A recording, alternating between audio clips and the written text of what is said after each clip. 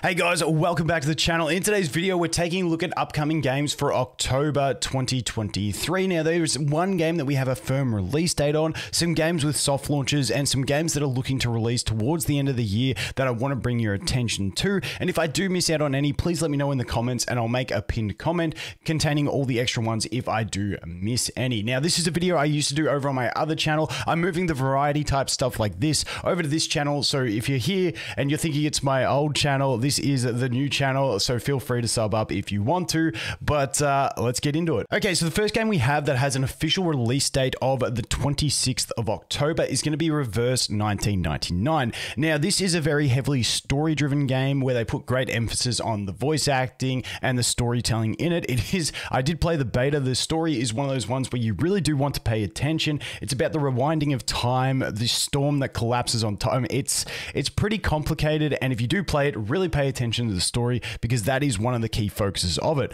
But the combat is really nice as well. It basically uses a 7 Deadly Sins Grand Cross type card combat system where you have 3 units, you get random cards drawn from their abilities, you join them together to upgrade them, and then you will get an ultimate. It has that type of system, very, very similar to 7 Deadly Sins Grand Cross, which in my personal opinion is a fantastic combat system because it means not every battle is the same. So this one, once again, is releasing on the 26th of October, and it is available for pre-registered now, so you can jump over to the website and pre-register or do it on the Google Play or App Stores as well. Next up is a game that is currently in a soft launch in some Southeast Asia regions, including Australia, so I am able to play it right now. I've only played it for a few hours, but this one is Cyber Rebellion, and it's probably one of the most unique cyberpunk type aesthetic games out there at the moment. It is a turn-based game, but the combat is a little bit different to what standard turn-based is. You have like sort of an idle autoing where you rotate through autos until you get enough points, and then you can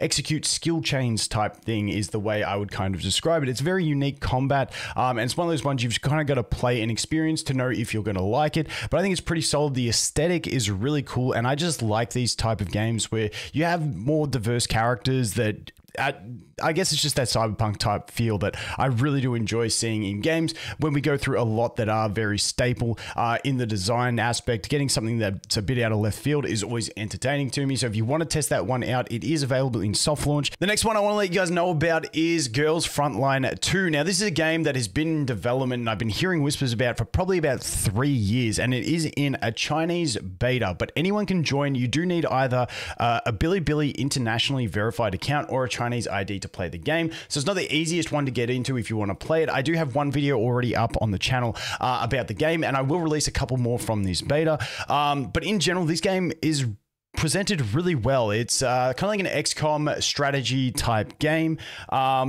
Very limited character roster at the moment, but it is only the beta, so keep that in mind. It should expand hopefully by the time it releases, but at the moment the gameplay is really smooth. My only criticism of gameplay is that sometimes it feels a little too slow, so maybe like a faster speed up function, maybe a 3x speed, but in general everything that the game is presented with, the aesthetics, the gameplay, everything I am quite impressed with at this stage, especially for a beta, and especially for being a CN beta that I can't even understand half the stuff, but it's still quite enjoyable. So I'm definitely looking forward to this one. Not too sure on a global release for this one. Hopefully global isn't too far away from the CN release, or maybe a simultaneous release, because I always get a bit disheartened when games are available in another region for so long and then it feels like global's just playing catch up and everything's forecasted, and you know, it's not the greatest experience. So I'm really hoping this one does launch globally pretty close to the CN version, but I will keep you updated, and this is definitely a game to watch moving into the end of this year and the start of next year.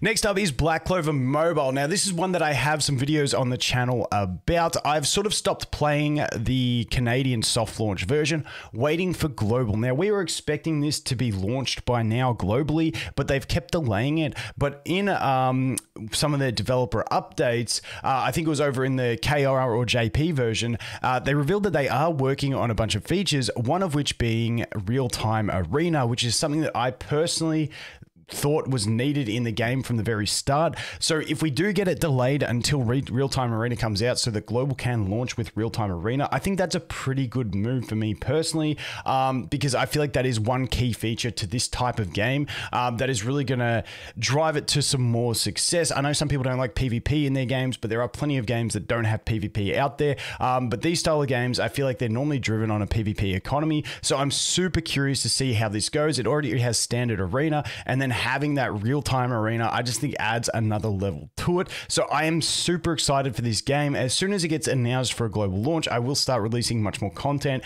early beginners guides and stuff like that. I spent my time in the Canadian soft launch trying to optimize the early game for free-to-play players and units to really target for and stuff like that. So I'll get all that information out, but I'm just waiting for us to get an official release date and then we will start going. But it has been delayed, was expecting it by now. I'd be surprised if we don't get it by the end of the year, but we'll have to wait and see for exactly when it does. But I want to update you guys because I've been following this one closely. And once again, as soon as we do get an official release date, I will let you guys know. And the next one we're looking at is going to be King Arthur Legends Rise. Now, this is another game that looks like it's being pushed back again. We were expecting this one in October, but it looks like they are pushing it back just a little bit further, hopefully for a release in November or December. But I want to update you guys on this one because I've mentioned this one before, expecting it for a release in September or October, and now it has been pushed back again. Now, this is another turn-based game, a bit of a different type system, and they have been working on a lot, and my friends that I've spoken to who have played it in soft launch and stuff like that are saying that the systems are getting drastically improved from some of the early betas, which I really do appreciate in a game. This one is much more of a Raid Shadow Legends type appearance with the character models and stuff like that, which I think is a pretty cool appearance. You get some pretty sick character models inside games like these. So that one is being pushed back, hopefully for a release in November or December now, but we were expecting October and it has been delayed.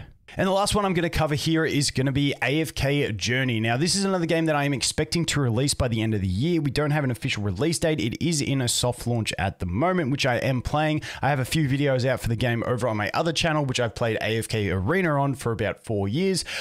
So I'm looking forward to this game because I'm very familiar with the IP that they're using and stuff like that. And this one is an idle style game, but it's sort of idle in combat style, but you can play manually. It does have a world to explore and stuff like that. It's just more of a fleshed out type idle game with more active components to it, if you will. But this one, once again, we don't have an official release date yet, but I am expecting it to release before the end of the year. And it is currently in that soft launch. So once again, this is another game that I will have content for once we get an official release date, but that will be over on my AFK Arena channel at this stage, I am thinking. So that is the final game. As always, guys, if there are any games that I have missed in this list, please let me know and I will make a pinned comment covering all of them.